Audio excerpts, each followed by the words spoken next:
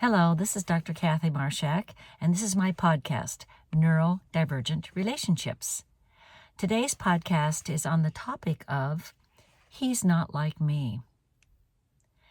Now, you might notice if you're watching this podcast that I'm recording from my car, and that's because I'm just like everybody else. I dropped my dog off to be groomed because he's a beautiful English cream golden retriever who sheds all over my house unless I have him trimmed up periodically. But in addition, the topic seemed to resonate with me this morning when I was talking with one of my groups on a webinar on the topic of feeling invisible. So I thought I would talk a bit more about that subject. And since I'm sitting here waiting for my dog, like many of you have a variety of errands to do during the day, I thought that you might be able to recognize why your autistic partner is not like you. This topic came up because as we were talking about it, the veil of mystery was dropping for some people as they realized that as much as they love their autistic partner and that they know their autistic partner loves them, as neurotypicals, we process information very differently than the autistic partner does.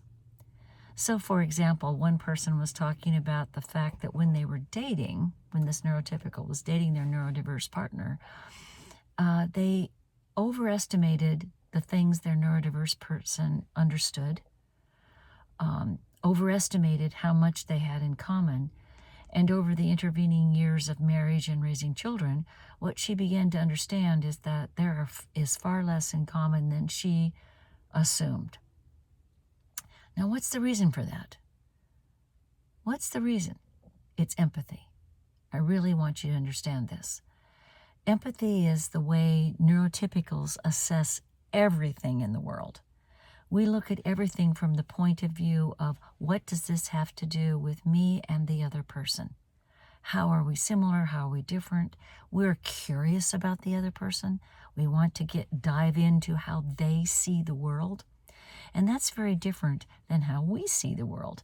But the similarity is that if we offer understanding, and the other person is neurotypical, they offer understanding back. And that makes us feel visible. Whereas the neurodiverse person may be listening for the content of what we're saying, but not necessarily listening to the person who's talking. So what happens is that neurotypicals will make a lot of assumptions about the interest that the neurodiverse person is showing in the conversation, but assume that it's interest in me. And then as you begin to realize that there's all these things they don't really know about you, or they don't seem to show an interest in, we begin to realize that, no, they're very, very different than me. So where does that leave you? Well, you can feel invisible. You can feel unloved. You can feel as if you're in a one-sided relationship. Or you can begin to reassess where you're going to go with this information that he's not like you. Okay? Where are you going to go? He or she on the autism spectrum, they're not like you. They definitely are not like you in the way they organize data. They have a different operating system. They focus on facts and figures and content, not on interpersonal relationships. Whereas the neurotypical, who's more interactional and empathy sensitive, will focus on, are we connecting? It's more important to connect, to feel like you're there with the other person for neurotypicals. Now, that doesn't mean that the person on the spectrum doesn't want to have love in their life or doesn't want to have relationships. Certainly, neurodiverse folks want to connect and want to feel understood also, but it's sort of like one-way empathy. The neurodiverse person is satisfied as long as they feel understood. So this is why they will often say things like, I just want my neurotypical partner to be nice to me. They want to be considered, but they don't understand the reciprocity that's necessary in an empathic relationship. So again, the question is, where do you go when you don't have that empathic reciprocity? Where do you go in taking care of yourself when you feel invisible, or when you recognize this other person is not like me?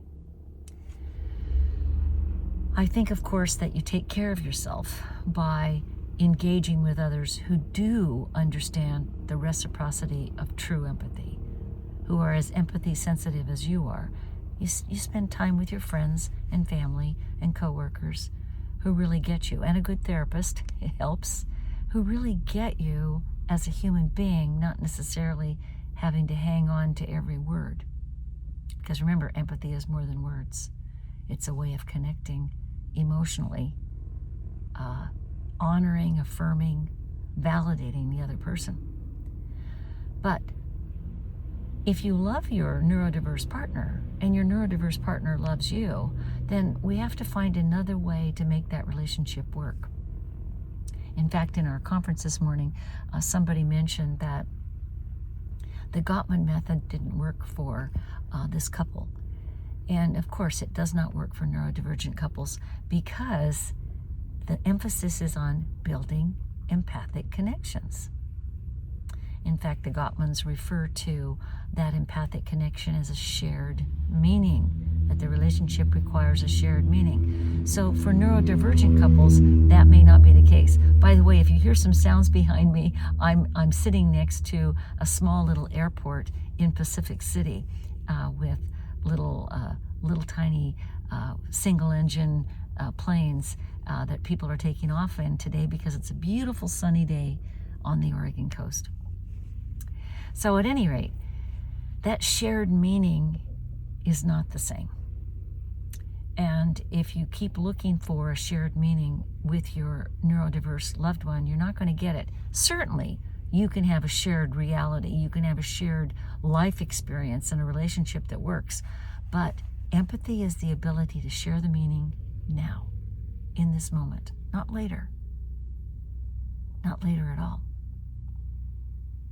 Certainly, later, your neurodiverse loved one may come back to you and say, gosh, I think you were trying to tell me about your mom this morning, and I've been thinking about it, and I think this is what you were saying. They can get it eventually. But the problem is when you don't get it in the moment, when you don't get you in the moment, when they don't get you, it feels like a disconnect. It feels empty and alone and like you're lost. So if you understand this, then you take it back and you say, okay, how does love look? How is love expressed in a neurodivergent relationship with a partner who is very aware of what's right and wrong and just and fair, but may not get how to just notice me? So you have to narrow down the elements of the relationship that work. And I don't think it's useful to say, well, I think that my autistic loved one can develop empathy when they really can't. They can learn to appreciate you and use phrases that honor you, certainly, because they want to.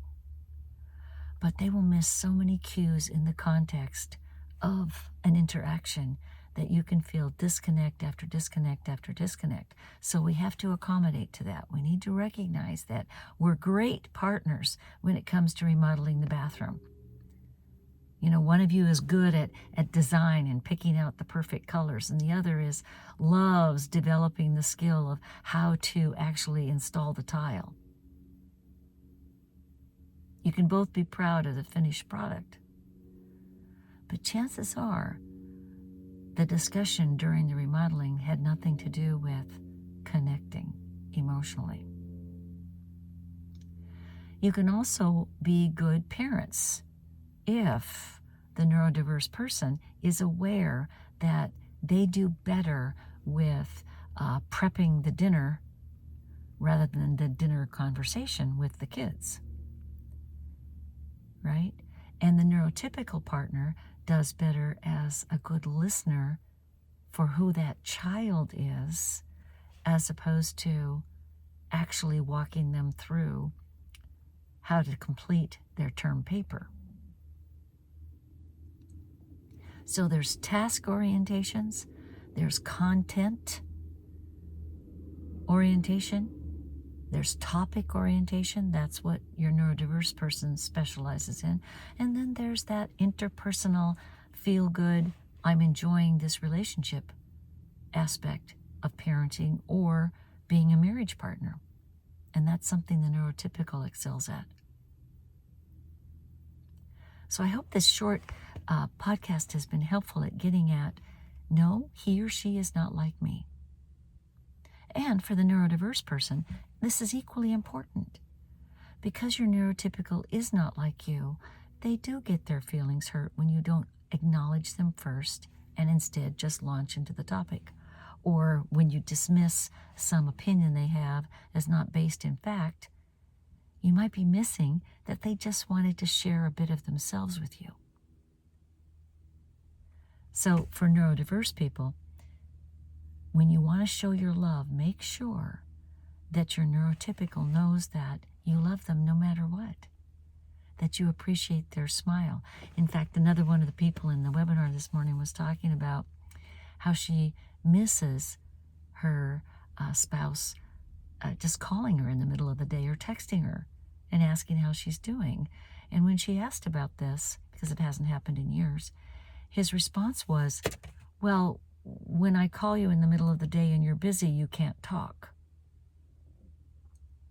So the neurodiverse spouse wasn't aware that she just wanted the connection, the attempt to connect with her.